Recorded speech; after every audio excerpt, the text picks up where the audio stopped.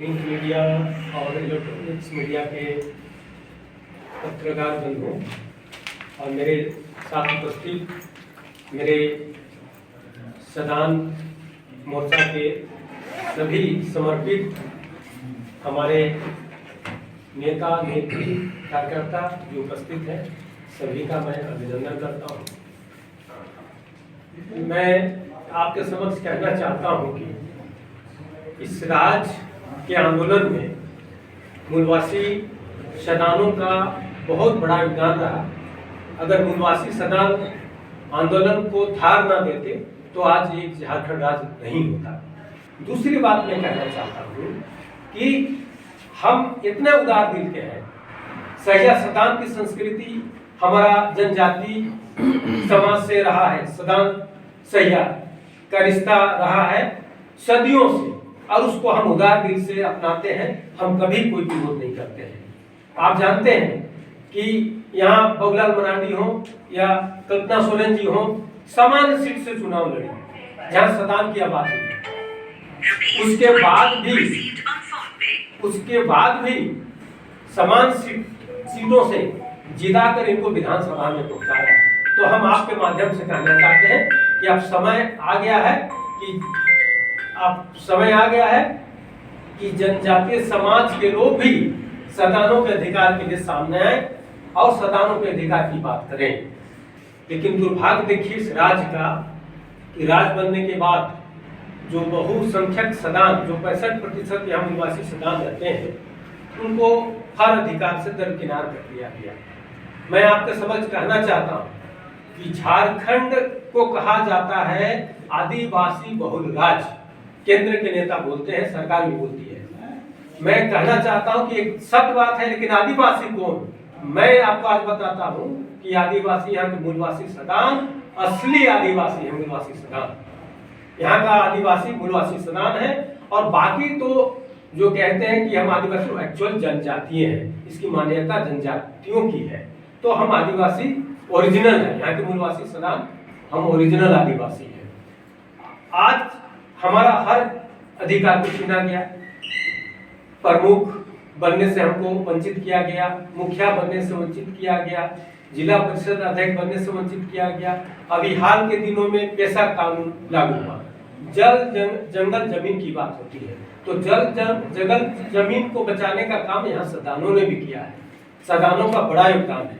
इन सदानों के लिए ये नहीं बताया गया पेशा कानून में कि सदान का जो निजी गाछ वृक्ष चाहे जो भी वन संपदा है उसका सदानों का भी हक होगा, ऐसा नहीं कहा गया। और एक तरफा सरकार किसी एक जाति धर्म की नहीं होती है। ये सरकार एक तरफा निर्णय ले रही है जो राज्य के लिए दुर्भाग्य है और इससे राज्य का नुकसान हो रहा है। सरकार और प्रतिपक्ष सभी नेताओं को सोचना पड़ेगा। सर, जैसा कि आपने कहा कि यहाँ के सदान ही मूलवासी हैं और वो आदिवासी रियली हैं, तो अभी जो जनजाति हैं उनसे भी आप सपोर्ट मांग रहे हैं, तो कैसे आपको करेंगे इस लड़ाई में? देखिए, ये हमारा जनजातीय से कोई तो लड़ाई है नहीं। हमारा लड़ाई तो है नहीं जनजातीय से। अगर मान लीजिए कि वही कानून, अगर पंचायत चुनाव में एक कानून है कि 50% तक जहां जनजाति की आबादी होगा वहां 50% आरक्षण हो सकता है, ऊपर वाले 50% आबादी का। और आपको जानकारी दे दें कि आदिवासी मूलवासी